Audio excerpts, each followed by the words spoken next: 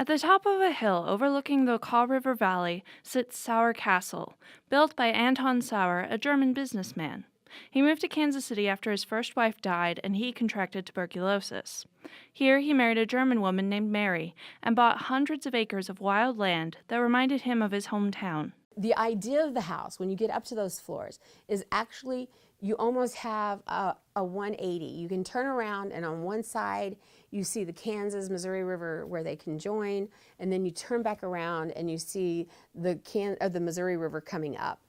That style is based on what he saw in Germany. Again, he was trying to touch his roots. So the house was self-efficient. It had everything. It had its own way to make bread. It had its own way to do winery. It had its own way to teach the children. So it was self-contained. And that wasn't really all that unusual with the wealthy, especially in that time. He built the house for their combined family. Including children from their previous marriages, they had 12 children. Is so huge. I would love to hear the sounds of the kids going up and down the steps. I would love to see the giggles and hear the giggles of the children out in the yard.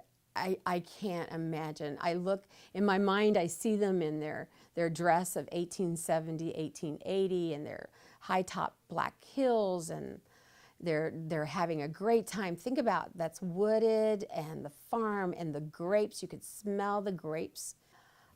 The crisp air in autumn, I think that's another reason we're drawn up there, because it pulls us all back to that quieter time in our life, that fun time in our life, and that's what that house brings.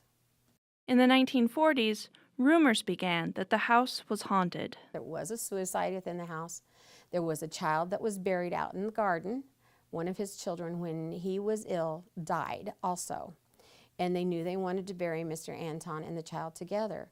And so they buried the child out in the garden until he died, which was only a few months later, and then they dug her back up and they buried him together. The widow's walk was always said that someone had hanged themselves in the house, and she would walk the widow's walk as she watched for her man to come back. There was no one who ever hanged themselves in that house, so that's not true. It can't happen.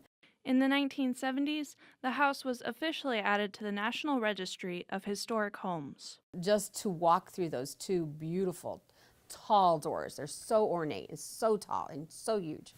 And you walk in and you're immediately facing this beautiful wood staircase that just goes up and around. You know, you almost feel like you're in Gone with the Wind. It's so gorgeous.